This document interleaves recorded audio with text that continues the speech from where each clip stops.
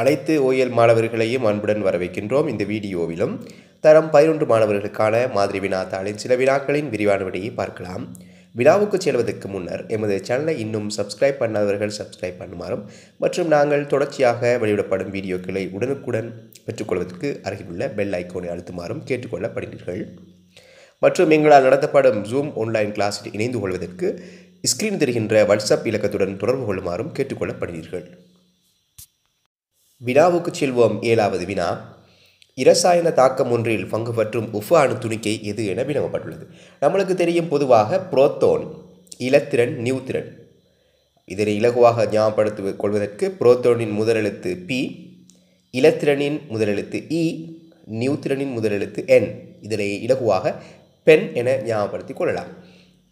அதாவது புரோத்தோன், இலத்திரன், நியூத்திரன் இந்த மூன்றும் ஒரு அணுவில் காணப்படும் உப்பு அணு துணிக்கை. அதாவது உப்பு அணு துணிக்கை என்றால் அந்த அணுவை நாங்கள் பிரித்தால் புரோத்தோனும் இலத்திரன் நியூத்திரனும் பெறப்படும். இதில் இரசாயன தாக்கத்தில் எப்போதும் ஈடுபடுவது இலத்திரன் மாத்திரமே ஆகும். இதில் புரோத்தோன், இலத்திரன், நியூத்திரன் இவை யாவும் என தரப்பட்டுள்ளது. இதில் 2வது விடையாக தரப்பட்டுள்ள இலத்திரன் என்பதே 7வதற்கு சிறந்த விடையாக அமையும். அடுத்த வினாவை நாங்கள் பார்க்கலாம். 8வது வினா, உப்பு பிரித்தெடுப்பின் போது 3ஆம் பாத்தியில் வீழ்படிவாகும் கசப்பு சுவையை தரும் சேர்வை எது? மாணவர்கள் ஞாபகப்படுத்திக் கொள்ள வேண்டிய முக்கியமான விடை என்னவென்றால், 1வது பாத்தியில் கல்சியம் கார்பனேட்டு பிரதான வீழ்படிவாகும்.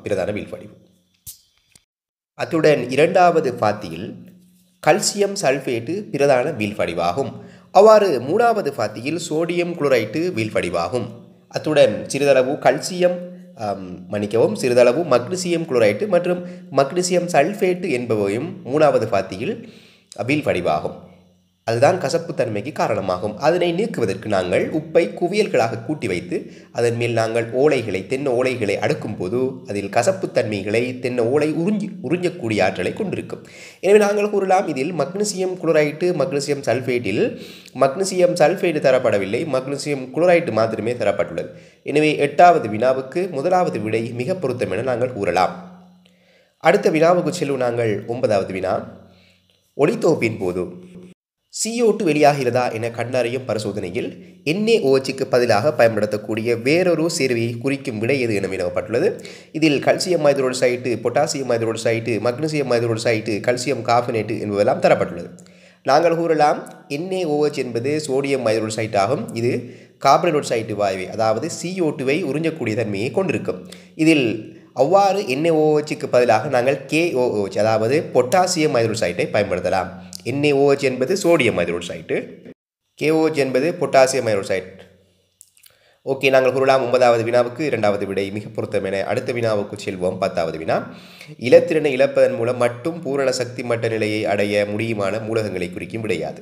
பொதுவாக நமக்கு தெரிய வேண்டும், இலத்திரனை இழக்கக்கூடிய மூலகங்களாக உலக மூலகங்களை குறிப்பிடலாம். இதில் லித்தியம், சோடியம், நியோன் என தரப்பட்டுள்ளது. நாங்கள் நியோன் என்பது ஒரு வாயு.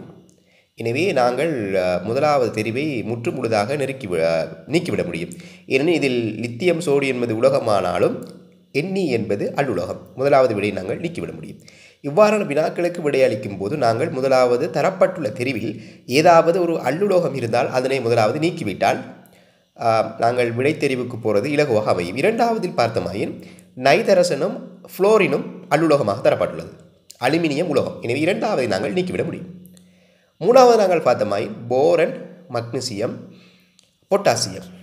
3வதில் போரன், மக்னீசியம், பொட்டாசியம். இதில் போரன் என்பது அல்லுலகம், மக்னீசியம், பொட்டாசியம் என்பது உலோகம். எனினும் 3வது விடை தெரிவும் பொருத்தமல்ல. 4வது பார்த்தமாயின் பெரிலியம், சோடியம், பொஸ்பரஸ். இதில் பெரிலியம் என்பதும் சரி, சோடியம் என்பதும் உலோகம்தான். ஆனால் பொஸ்பரஸ் என்பது உலோகம் இல்லை, அல்லுலகம். இதில் பொருத்தமான விடை எதுவுமே தரப்படவில்லை. 10வது வினாவுக்கு பொருத்தமான விடை எதுவுமே தரப்படவில்லை. நாங்கள் இந்த வினாவை நாங்கள் ஓல் ஆன்சர், அதாவது எந்த வினாவுக்கு அடித்தாலும் சரி என எடுத்துக்கொள்ளக்கூடிய வினாக்களில் இவ்வாறான வினாக்கள் அமையும். ஏதாவது வினாக்களில் ஏதாவது தரவுகள் போதாமை அல்லது பிழையான விடை தேர்வு தரப்படேன் எதுக்கு அடித்தாலும், அதாவது எந்த ஆன்சரை தெரிவு செய்தாலும் சரி என எடுத்துக்கொள்வார்கள் பரீட்சையில்.